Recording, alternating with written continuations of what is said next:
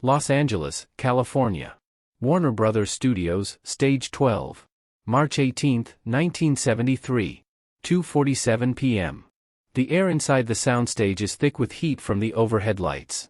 Dust particles float through beams of white light cutting across the darkness. The smell of fresh paint mixes with cigarette smoke. A film crew of 60 people moves equipment, adjusts cameras, checks lighting angles. This is Hollywood at work. This is where legends are made, where egos are built, and sometimes, where they're shattered. On one side of the set stands Sylvester Stallone. 26 years old. Hungry. Unknown. His shirt clings to his muscles from hours of physical work as an extra. He's been grinding in this town for years, taking bit parts, doing anything to get noticed. He's got dreams bigger than the soundstage itself. Dreams of being the next action hero. The next big name. He watches the main actors rehearse their fight choreography, studying every move, imagining himself in their place. On the other side, sitting alone in a canvas chair, is Bruce Lee. 32 years old. Already a legend in Hong Kong. Already worshipped by millions across Asia. But here in Hollywood, he's still fighting for respect. He's a martial arts consultant on this production, brought in to make the fight scenes look real, to bring authenticity to the fake punches and staged falls. His eyes are closed. His breathing is controlled, rhythmic. Even at rest, there's an intensity around him, like a coiled spring waiting to release. Before we dive deeper into what happened next, what you're about to witness changed how one of Hollywood's biggest stars viewed real martial arts forever. If you want more untold stories about Bruce Lee's real encounters that never made it to the screen, subscribe now. These moments get buried, dismissed as myths, but we document them here. Hit that subscribe button so you never miss another legendary story like this. The production assistant calls for a 15-minute break. The crew disperses. Some head outside for air. Others grab coffee from the craft services table. Stallone doesn't move. He's watching Bruce, who's now standing, going through slow, precise movements. Not flashy. Not theatrical. Just pure, economical motion. Each movement flows into the next like water. Stallone walks over. Confidence in his stride. He spent the last 3 hours watching Bruce correct actors, show them how to punch properly, how to stand, how to move. Part of Stallone respects it. But another part, the part that's been rejected by this town for years, the part that's been told he's not good enough, that part wants to prove something. You know, Stallone says, loud enough for nearby crew members to hear, fighting is 50% physical, 50% mental. Bruce stops moving. Opens his eyes. Turns to face Stallone. Doesn't speak. Just listens. Stallone continues, gesturing with his hands. I've been studying boxing, wrestling, street fighting. I've been in real scraps in New York. Taken hits. Given hits.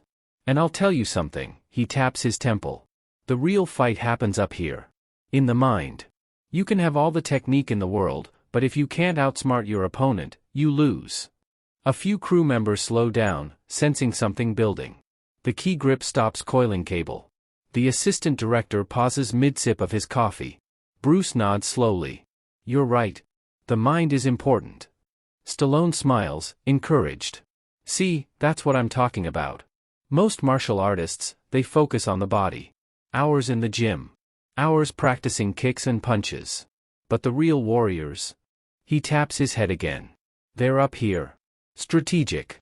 Always thinking 3 moves ahead. Bruce remains calm. His posture is relaxed, but his eyes are completely focused. And you consider yourself a strategic fighter? Damn right, Stallone says. The words come out with the confidence of a young man who believes his own potential even if nobody else does yet. Put me in a fight, and I'm not just throwing punches. I'm reading my opponent. I'm calculating. I'm adjusting. He steps closer to Bruce. You can't outsmart me in a fight. My mind works too fast. The soundstage goes quiet. That particular kind of quiet where everyone is still moving but paying attention. Where people pretend to work while actually watching.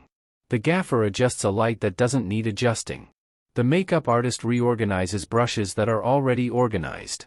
Bruce tilts his head slightly. So you believe you could outsmart me? Stallone hesitates for half a second, then commits. He's already said it. No backing down now. In a real fight? Where it matters. Yeah. Yeah, I do. Bruce doesn't react with anger. Doesn't react with pride. His face remains neutral, almost serene. Would you like to test that? Stallone's smile widens. Test what? Our minds. Your theory, Bruce says quietly. That you can outsmart me. That your mind works faster than mine. Would you like to see if that's true? Now the set is completely still. The director, who was heading to his trailer, stops and turns around. The cinematographer puts down his light meter. Even the studio executive who was about to leave for a meeting stays put. They've all heard stories about Bruce Lee. His speed. His precision. His almost supernatural reflexes. But this is the first time most of them will see it in person. Stallone nods. All right. How do we test it? Bruce gestures to an open space on the set, away from equipment and cables. Simple. We stand facing each other. When you think you see an opening, you try to hit me. Anywhere. Face, body, doesn't matter. Use your strategic mind. Read me. Calculate. Do what you said, think 3 moves ahead. Try to outsmart me and land 1 hit. And you? Stallone asks. I will respond, Bruce says simply. They walk to the open space. The crew forms a loose circle around them, keeping enough distance to be safe but close enough to see. Nobody speaks. The soundstage, usually filled with noise, hammering, sawing, shouting directions, is now silent except for the low hum of the air conditioning and the buzz of the overhead lights. Stallone rolls his shoulders. Bounces on his toes. His boxing training kicks in. He raises his hands into a guard position, left hand forward, right hand back by his chin. His feet are shoulder-width apart. His weight is balanced. He looks ready. He looks trained. Bruce stands completely still. His hands are down by his sides. His stance is natural, almost casual. He's not even in a fighting position. His feet are parallel. His shoulders are relaxed. To anyone watching who doesn't know better, it looks like he's not even trying. Stallone circles slowly to his left. Bruce doesn't move.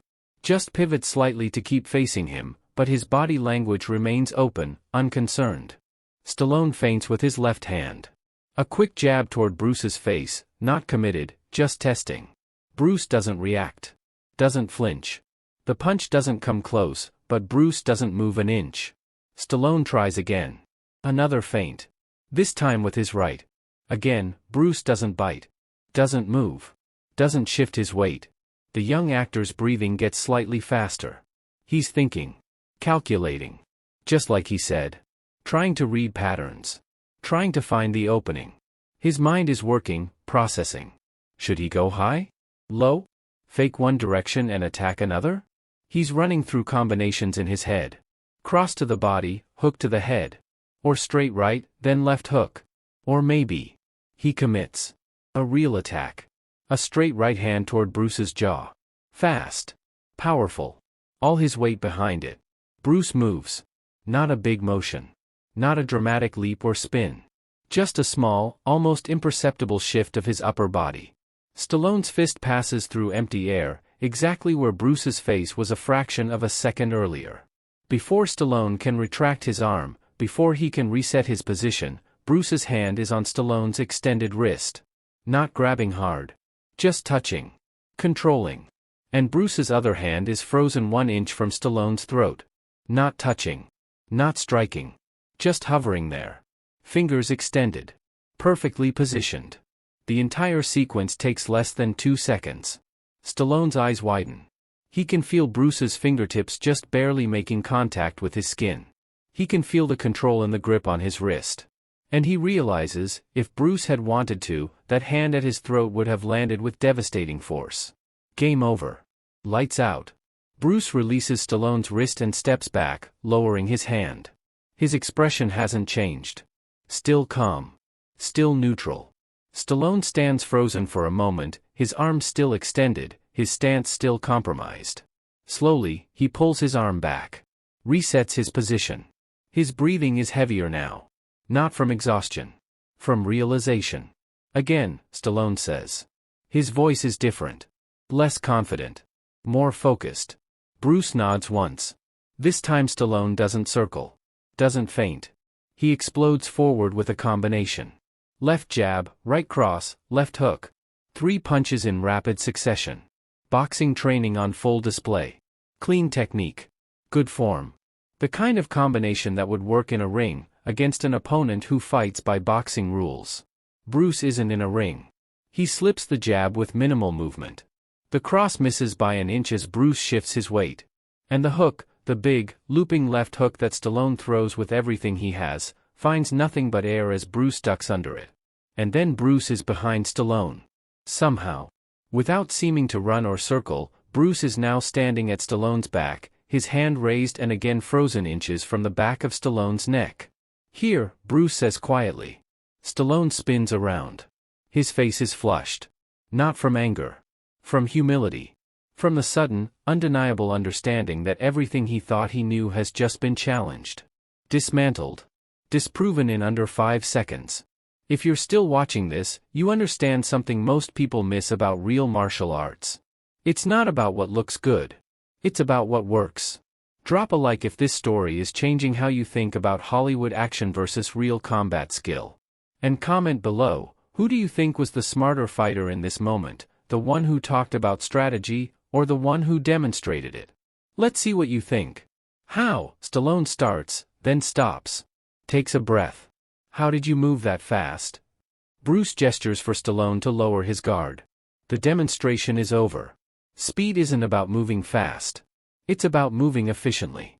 About being where you need to be and not wasting energy being where you don't. The crew is stunned. Some are exchanging glances. Others are whispering. The director walks closer, fascinated.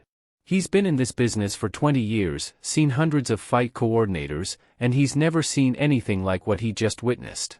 Stallone runs his hand through his hair. I really thought I could. You thought your mind would give you an advantage, Bruce says. Not mocking. Simply stating fact. And you were right about one thing. Fighting is mental. But not the way you think. Bruce steps to the side, creating space. He motions for Stallone to stand beside him, and then he begins to explain. His voice is measured, patient. The voice of a teacher. You were thinking, Bruce says. That's the problem. When you circled me, you were calculating.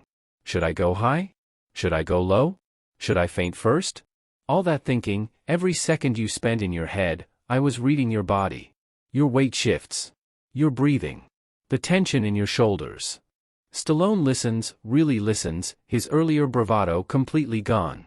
By the time you decided to attack, Bruce continues, I already knew what you were going to do. Not because I outsmarted you. Because I wasn't thinking at all. I was feeling. Responding. By the time your conscious mind decided to throw that right hand, your body had already committed. And I felt that commitment. Bruce demonstrates in slow motion. He shifts his weight forward slightly, tenses his shoulder, pulls his fist back. See? Before the punch even starts, the body prepares. It has to. Physics demands it. You can't generate power without preparation. And that preparation, he points to his shoulder, his hip, his back foot. That preparation telegraphs your intention. Not to someone who's thinking. To someone who's feeling. Stallone nods slowly. So when you moved, when you slipped my punches, you weren't thinking about it? No, Bruce says. I was responding. No conscious thought. No calculation. Just pure reaction. That's what I train. Not to think faster. To not think at all. The concept hangs in the air. Several crew members lean in, trying to understand. This isn't how fights work in movies. In movies, fighters exchange long combinations.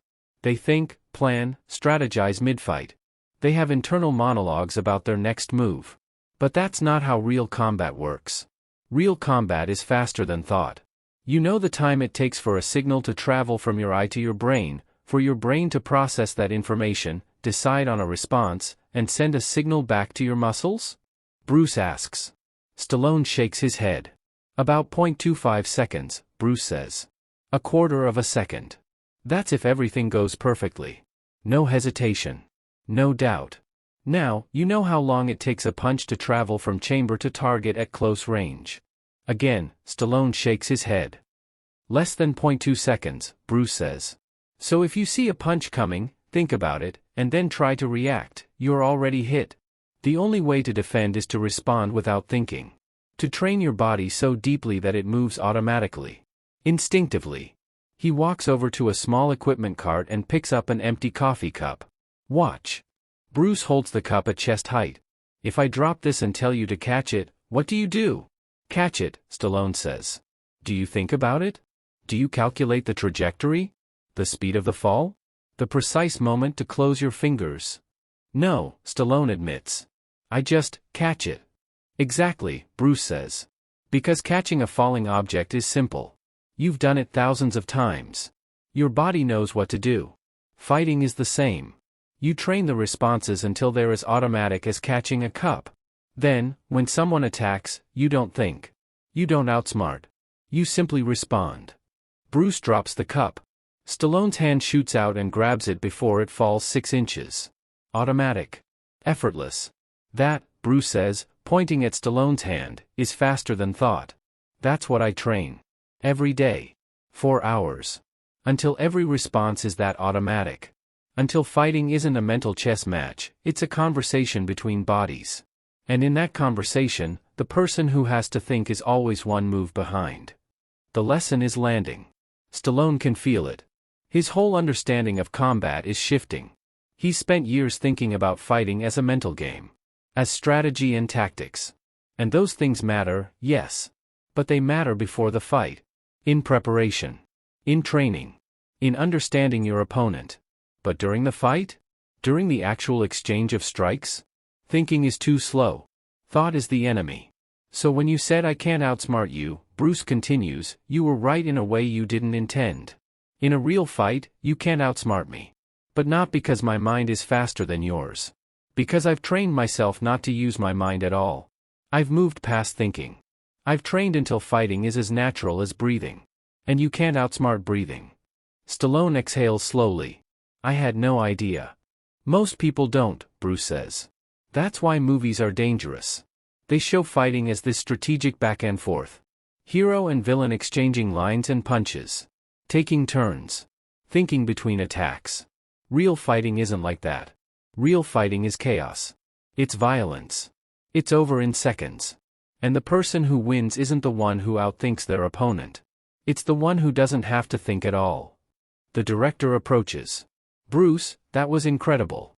We need to get that on film. Bruce shakes his head. What you just saw can't be choreographed. The moment you plan it, script it, slow it down for cameras, it stops being real. It becomes dance. Beautiful dance, maybe, but not combat. Stallone steps forward. His posture is different now. Humbled. Open. I owe you an apology. Bruce turns to face Stallone fully. The crew watches. This moment, this exchange, feels more important than any scene they'll film today. I came over here with an ego, Stallone says. His voice is steady but sincere. I wanted to prove something. To you, to myself, to everyone watching. I've been grinding in this town for so long, taking rejections, being told I'm not good enough. And when I saw you, someone who's already made it, who's already respected, I wanted to challenge that. Show that I belong in the same conversation. He pauses. Swallows. Continues. But what you just showed me, that wasn't about ego. That wasn't about proving anything. That was pure skill. Pure mastery. And I disrespected that. I disrespected you. I'm sorry. The soundstage is silent.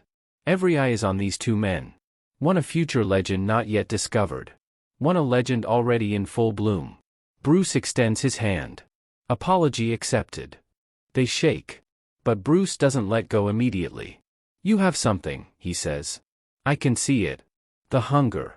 The drive. The willingness to train your body. But you need to understand what real fighting is if you're going to portray it on screen. Come work with me. Let me show you how to move. How to hit. How to make it look real because it is real. Stallone's eyes light up. Seriously? You're willing to learn, Bruce says. You're willing to admit you were wrong. That's rare. Especially in this town. Most people protect their ego at all costs. But you just showed me you value truth more than pride.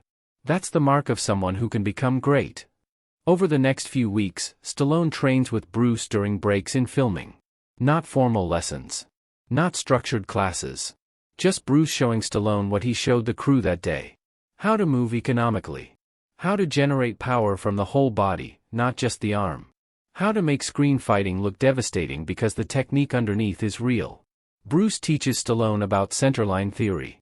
About the shortest distance between 2 points. About footwork and weight transfer and timing. He shows him the difference between telegraphing a punch and hiding intention. He demonstrates how tiny adjustments in angle can mean the difference between a blocked strike and a landed strike. But more than the physical technique, Bruce teaches Stallone about the mindset. About training not to be impressive but to be effective. About checking ego at the door. About understanding that mastery is a journey without end, that there's always more to learn, always deeper levels to reach. The moment you think you've figured it all out, Bruce tells him one afternoon, that's the moment you stop growing. Stay humble. Stay curious. Stay hungry not for fame but for knowledge. That's the path. Stallone soaks it all in. Years later, when he writes Rocky, when he creates the character that will make him a household name, he'll remember these lessons. He'll remember the feeling of throwing his best punch and hitting nothing but air. He'll remember standing with Bruce's hand frozen at his throat. He'll remember what real mastery looks like. And he'll build his entire career on portraying characters who embody that hunger, that willingness to learn, that understanding that true strength comes not from never losing but from getting back up and training harder. The film wraps. Bruce moves on to other projects. Stallone continues grinding, continues taking bit parts, continues dreaming his big dreams. They don't stay in close contact. Their paths diverge. Bruce's life will be tragically cut short just months after this encounter. But the lesson he gave Stallone that day on the Warner Brothers soundstage lives on. Decades later, in interviews, Stallone will occasionally reference that moment. He won't always name Bruce directly. Some stories are too personal, too sacred to share with the world in full detail. But he'll talk about learning from a master. About having his assumptions about fighting shattered. About the day he learned the difference between thinking you're smart and actually being wise. This story, like so many Bruce Lee encounters, lives in the space between fact and legend. The exact details shift depending on who tells it. Some say it happened on a different set. Some say it was a different year. Some say the exchange was longer, others say it was shorter. But the truth underneath remains constant. Bruce Lee had a gift not just for fighting, but for teaching. For showing people, in seconds, what they hadn't understood in years. For humbling without humiliation. For correcting without cruelty. The lesson that day wasn't about Bruce being better than Stallone. It was about Stallone learning that being smart in a fight isn't about calculation. It's about transcending calculation. It's about training so deeply that your body knows what to do before your mind can interfere. It's about understanding that real mastery looks effortless because it is effortless. Not because it's easy, but because it's been practiced 10,000 times until it becomes nature. Here's the truth that Hollywood gets wrong, the truth that Bruce demonstrated that day: real fighting isn't cinematic. It's not a long, drawn-out exchange of blows. It's not fighters circling each other for minutes, throwing combinations, having time to think and strategize. Real fighting, when both participants truly know what they're doing, is over in seconds. One mistake. One telegraphed motion. One moment of thinking instead of responding. That's all it takes. And the fighter who wins isn't the one with the biggest muscles or the most complex techniques. It's the one whose training has gone so deep that fighting stops being something they do and becomes something they are. Bruce Lee understood this. He lived this. And on that March afternoon in 1973, he showed Sylvester Stallone, a young actor still searching for his break, what real martial arts mastery looks like. Not in a movie. Not with special effects or wire work or camera tricks. Just two men, standing face to face, and one demonstrating that all the strategic thinking in the world can't match training that's become instinct. If this story showed you a side of martial arts and mastery you've never considered before, if it changed how you think about what real skill looks like, then subscribe to this channel right now. We uncover the legendary encounters, the untold stories, the moments that shaped how fighting is understood and portrayed. These stories don't just entertain, they teach. They reveal truths about discipline, ego, humility, and what it really means to master something. Hit that subscribe button and turn on notifications so you never miss another story like this. And leave a comment telling us what lesson hit you hardest from Bruce's encounter with Stallone. Was it about thinking versus responding? About ego versus humility? Or about what real mastery looks like when Hollywood cameras aren't rolling? Share your thoughts below. Let's keep this conversation going. The greatest fights aren't the ones that last the longest. They're the ones that teach the most. And the greatest fighters aren't the ones who dominate opponents. They're the ones who elevate everyone around them. Bruce Lee knew this. He lived this. And for 5 seconds on a soundstage in Los Angeles, he showed Sylvester Stallone exactly what that mastery looks like. Not with words. Not with boasts. Not with anything except pure, undeniable skill. And that lesson, that moment of humility and learning, became part of the foundation that would eventually build one of Hollywood's greatest action careers.